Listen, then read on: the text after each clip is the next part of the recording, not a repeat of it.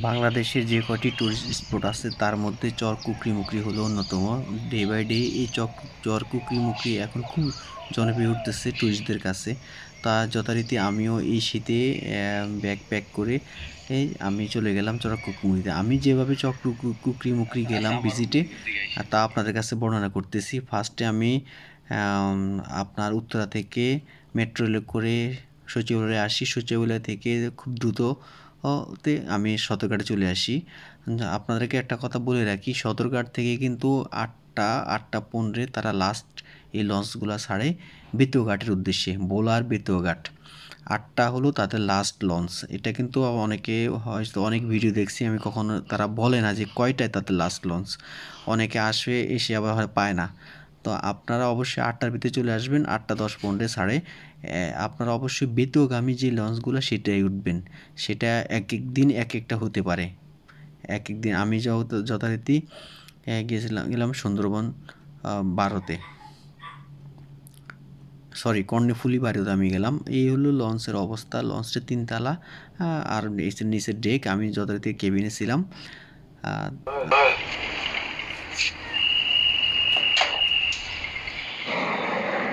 সারাদিন সারা রাত আপনি এই লঞ্চে করে এসে সকালবেলা যখন ঘুম থেকে উঠি তখন দেখলাম এই যে আপনার এই সকালবেলা এই দৃশ্য সকালবেলা দেখার পরে আসলে মনটা সবারই খুব ভালো হয়ে যাবে। বাংলাদেশ যে এত অপরূপ সুন্দর দেশ, তা আপনি এইভাবে ঘুম থেকে উঠে সকালবেলার এই দৃশ্যগুলো দেখলে আপনার কাছে খুবই ভালো লাগবে। তারপর বেতুয়াঘাটে আমি যথাসময় 5:30 6টার ভিতরে আমি বেতুয়াঘাটে নেমে যাই ভোলার চরফ্যাশনের। চরফ্যাশনে এখানে এই ঘাটে নামার পরে একটা বাইক ভাড়া করি কচ্ছপিয়া ঘাটের উদ্দেশ্যে। কচ্ছপিয়া ঘাটের উদ্দেশ্যে 200 300 টাকা এক একজনের কাছে এক একভাবে নিয়ে থাকে। তো আমি বলছি যে আমি নদীর পাশ দিয়ে যাব। তো নদীর পাশ দিয়ে গেলে একটা উপকার হলো আপনি দৃশ্যগুলো খুব সুন্দর লাগবে, তখন দেখতে দেখতে যেতে পারবেন। তো আমি বাইককে আগে বলে রাখছি যে আমি নদীর পাশ দিয়ে যাবে। তো সে আমার কথা মতো নদীর পাশ দিয়ে নিয়ে গেছে। আর নদীর পাশগুলো দেখেন, আপনি নিজেই দেখতে পারবেন যে কত সুন্দর। এই পাশ দিয়ে বাইক দিয়ে আপনার সেই কচ্ছপিয়া ঘাট পর্যন্ত আপনি যেতে পারবেন। আর নদীর পাশে সকালবেলার দৃশ্যগুলো আপনার মানে মনটাকে অনেক ভরে দিবে। আমরা যারা ঢাকায় থাকি, ঢাকার কর্মব্যস্ত এবং বিভিন্ন রকমের কারণে আমাদের আসলে এক এক সময় এক এক টেনশনে থাকতে হয়, অথবা বিভিন্ন রকমের অফিস আদালত। তো এই মনটাকে ফ্রেশ করার জন্য আপনি অবশ্যই এইসব জায়গায় যাবেন। এইসব জায়গায় গেলে আপনার মনটা ভালো হয়ে যাবে। আর সকালবেলা দেখতেছেন আপনার এই যে উঠতেছে, সূর্য উঠতেছে। তো সূর্য যখন উঠতেছে এই সময় এখানে দাঁড়িয়ে শীতের সকাল, এটা আসলে একটা উপভোগ্য, একটা মানে নতুন একটা জীবনের মতো আমি বলতে পারবো। তা আপনারা অবশ্যই ভ্রমণ করবেন। এটা হলে আপনার মনটাকে আরও প্রশান্তি করে দিবে। আমি যখন প্রায় 1 ঘন্টার উপরে 1.5 ঘন্টার কাছাকাছি এই বাইকটা রাইড করে আমরা চলে যাই কচ্ছপিয়া ঘাটে। ঘাটে যাওয়ার আগ পর্যন্ত আপনার এই রাস্তার সৌন্দর্যগুলো আসলে দেখতে থাকুন। রাস্তার সৌন্দর্যগুলো আসলে বলার মতো না, এতটাই সুন্দর, মনোমুগ্ধকর।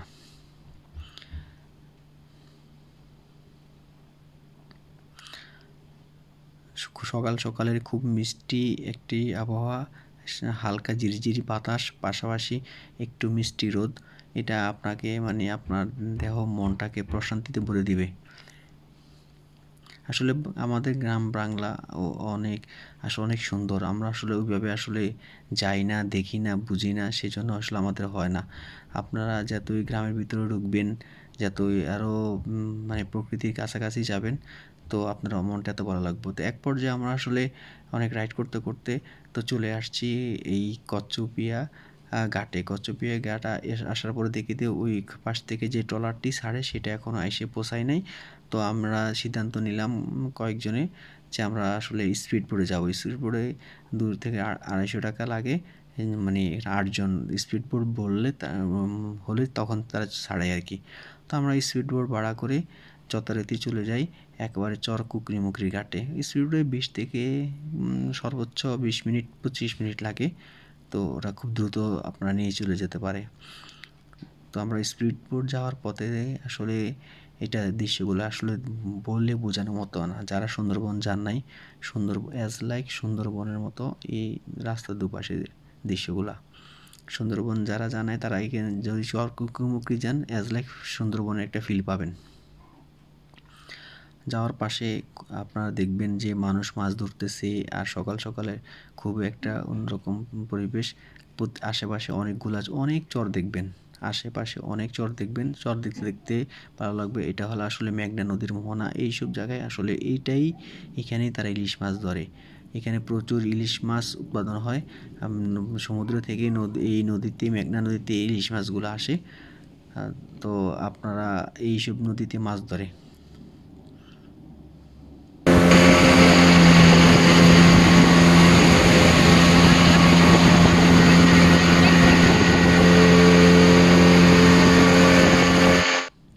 তো আমি যখন এই চরকুকরিমুখী ঘাটে আসলাম, চরকুকরিমুখী ঘাট থেকে আরেকটা নিয়ে অটো অথবা হুন্ডাতে করে আপনি চলে আসতে পারবেন ডাকাতিয়া নদীর মোহনা, অথবা নারকেল বাগান, যে জিঞ্জিরা নারকেল বাগান বলে সেই জায়গায়। সেইখান থেকে একটু হেঁটে 10 মিনিট এই খাল পেরিয়ে নদী, মানে খাল পারার পর আপনার একটু পার হতে হবে এই যে বনটা 10 মিনিট হেঁটে আপনি চলে যেতে পারবেন সেই কাঙ্ক্ষিত নারিকেল জিঞ্জিরার যে দিকটা। এখানে আসলে নতুন করে একটা রোড হচ্ছে, তার পরবর্তীতে আপনারা সুফল করবেন। এই রিসোর্টগুলো সরকারিভাবে করা আছে। এখানে জায়গাগুলো, এখান থেকে 10 টাকা দিয়ে এই নদীটা পার হতে হয়।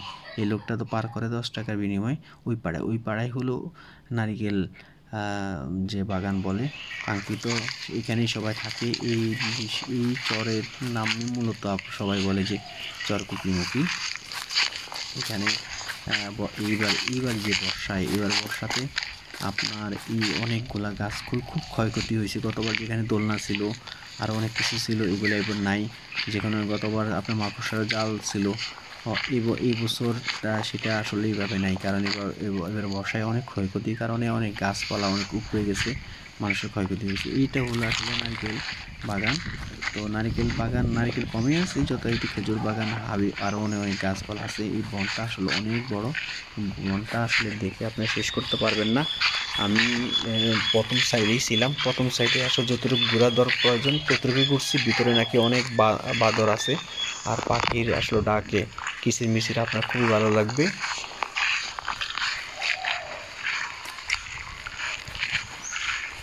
এখানে সরকারিভাবে কিছু কাজ করা হয়েছে, কিছু ল্যাট্রিন করা আছে, আর একটা দোকান আছে, এখানে সব কিছু পাওয়া যাবে, আর বসার ব্যবস্থা আছে, আর তাঁবু তো আছেই।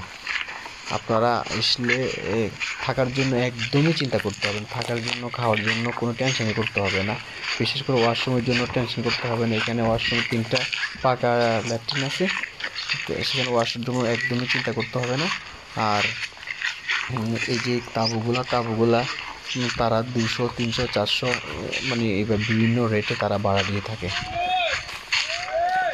এই পাশে হলো বন, এই পাশে হলো নদীর এই পাড়ে হলো সমুদ্র।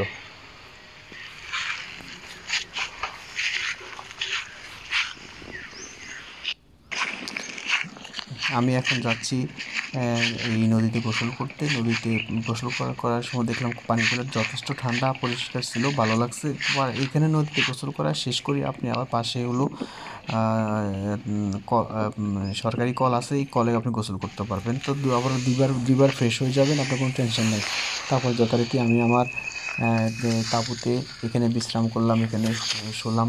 তাঁবুতে থাকলে আসলে সত্যি ভালোই লাগে, অনেক আসলে ভালো লাগার মতো একটা ব্যাপার, একটা রিল্যাক্স সারাদিন।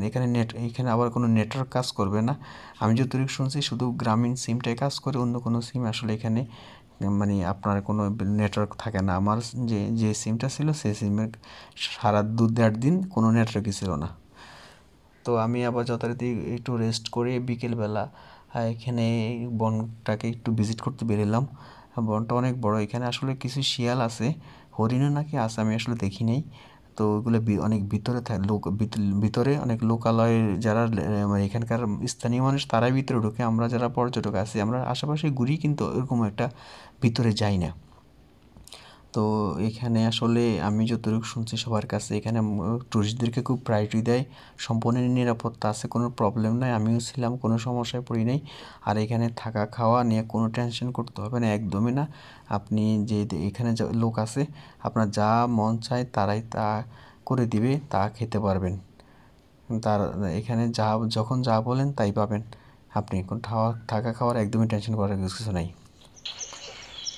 তো আমি বিকেলবেলা যথেষ্ট ঘুরলাম, ঘুরে ঘুরে ছবি তুললাম, ভিডিও করলাম। এই যে আপনার এইবার যে আপনার বন্যা হয়েছে, এই বন্যাতে এই গাছগুলো অনেক গাছ এগুলো ভেঙে গেছে, এই গাছগুলো নাকি এই পাশে ছিল।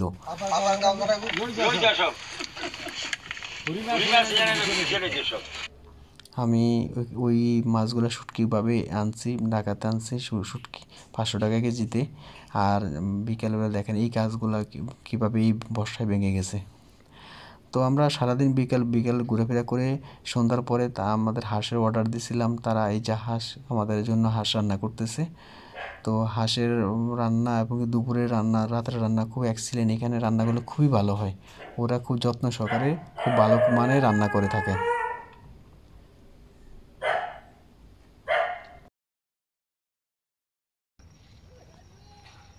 তাঁবুর ভিতরে রাতে খুব ভালো ঘুম হয়েছে, ঘুম যাওয়ার পরে সকালবেলা সকাল সকাল খুব ভোরে আমরা উঠে গেছি এই ঘুম থেকে।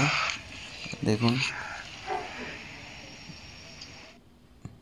এই একেবারে আমি নদীর খুব কাছাকাছি আমাদের তাঁবু উঠেছিল, নদীর একেবারে এখানে রাতে এই পরিমাণ জোয়ার হয়েছে, একেবারে আমার তাঁবুর প্রায় 2-3 হাত দূরে পানি চলে আসছে। আর পানির যে ঢেউ সেটা কানে আসছিল, এত সুন্দর লাগছে, এত ভালো লাগছে, অন্যরকম একটা ফিল। তো এখন আবার বাটা সকালবেলা ছিল আর কালকে রাতে ছিল জোয়ার।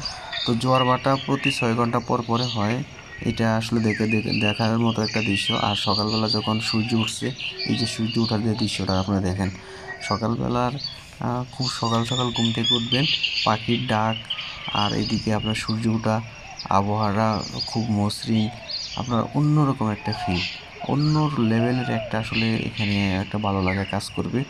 কেউ এসে আসলে রিল্যাক্সের জন্য কেউ 1-2 দিন থাকে। তো আমরা আসলে আমি এক রাতই ছিলাম, খুব ভালো লাগার মতো জায়গা। তো যথারীতি আমি এখান থেকে এসে এই রাতে থেকে এখন আবার কিছু পরে আমি আসলে ঢাকার উদ্দেশ্যে ব্যাক করব। তো আমি যেভাবে ব্যাক করলাম সেটা আমি এখন আপনাদের কাছে বলতেছি। আমি এখান থেকে ব্যাক করে সকাল 8টা একটা একটা 8টা ঢাকা দিয়ে চরকুকরিমুখী ঘাট থেকে 8টা একটা ট্রলার ছাড়ে 70 টাকা করে কচ্ছপেয়া ঘাট পর্যন্ত নিয়ে যায়, প্রায় 1 ঘন্টা 1.5 ঘন্টার কাছাকাছি লাগে। এখান থেকে আমি কচ্ছপেয়া ঘাট গেছি, কচ্ছপেয়া ঘাট যাওয়ার পরে আমি সিদ্ধান্ত নিলাম যে আসলে আমি ঢাকার দিকে চলে যাব। তো ঢাকার দিকে চলে যেতে হলে আমাকে দ্বিতীয় ঘাট থেকে কোনো আপনার লঞ্চ নাই দিনের বেলায়, সেই জন্য ওটা রাতের বেলায় সন্ধ্যায় 5টার থেকে ঢাকার উদ্দেশ্যে লঞ্চ ছাড়ে। তো আমি সিদ্ধান্ত নিলাম যে আমি এখান থেকে আমি আরও কয়েকজনের সিদ্ধান্ত নিলাম যে আমরা এখান থেকে ভোলা চলে যাব ইলশা ঘাটে। ভোলার ইলশা ঘাটে ওই সময় নাকি একটা ছাড়ে এমবি গ্রিন লাইন ছাড়ে, অথবা গ্রিন লাইন যদি না পাওয়া যায় তো দোয়েল একটা আছে, দোয়েল, এই দুইটাই রাতে মানে দিনে দিনে ঢাকার দিকে চলে যায়। তো আমরা ইলশা ঘাটে প্রায় সিএনজি ভাড়া করে ইলশা ঘাটে চলে যাই, সরাসরি জনপ্রতি 350 টাকা করে ইলশা ঘাটে চলে যাই সিএনজি করে। আমাদের একবার ঠিক 12টা 12:30টার ভিতরে ইলশা ঘাটে নিয়ে যায়, নিয়ে ঘাটে যাওয়ার পরে ওদিন শুনলাম ওদিন নাকি আর আপনার এই যে গ্রিন লাইনটা চলে না। তো গ্রিন লাইন না চলার কারণে পার্শ্ববর্তী আরেকটা দোয়েল একটা ছিল। তো দোয়েলে করে আমি ঢাকার উদ্দেশ্যে চলে যাই, কিন্তু যাওয়ার পরে দেখেন এখানে জ্যাকব টাওয়ার, চরফ্যাশনের জ্যাকব টাওয়ারটা আসলে হ্যাঁ এটা জ্যাকব টাওয়ারটা দেখাটাই ভালো, এটা না দেখলে আসলে এটা মিস করে ফেলবেন। তো আমি যথারীতি এই জ্যাকব টাওয়ারটা ভিজিট করি আসার পথে। তো এখান থেকে আমি যেটা আগে বললাম যে আমি চলে গেছি এই ভোলার ইলশা ঘাটের থেকে ওদিন আর পাই নাই, গ্রিন লাইনটা না পাওয়ার কারণে দোয়েলে করে দুটার সময় ওটা ছাড়ছে, 400 টাকায় ভাড়া করে একবার আমি সদরঘাটে চলে আসি রাত 8টায়। তো 8টার ভিতরে সদরঘাটে চলে আসি, সদরঘাট থেকে তো যার যার গন্তব্যে সে যে চলে যাবে। তো এখন আমি আপনার বলতেছি যে আসলে খরচটা তেমন বেশি না, এখানে আসলে আনন্দটা অনেক বেশি, খরচটা নিজের উপরে। আপনি চাইলে বেশি টাকা খরচ করতে পারবেন, আপনি 2-3 হাজার টাকার ভিতরেই এই ট্যুরটি সম্পন্ন করতে পারবেন। সেটা আপনার নিজের উপর। 2-3 হাজার ভিতরেই আসলে ট্যুরটা কমপ্লিট করা যায় যদি আপনি হিসাব করে খরচ করেন। আর আপনি বেশি খরচ করলে এটা আপনার পার্সোনাল ব্যাপার। তো আসার পথে দেখেন এই যে দৃশ্যগুলা নদীর, আসলে এই ট্যুরটি দিবেন চরকুকুমে, আসলে বাংলাদেশের একটা নতুন টুরিস্ট স্পট। আপনি অবশ্যই যাবেন, ভিজিট করবেন, ভালো থাকবেন।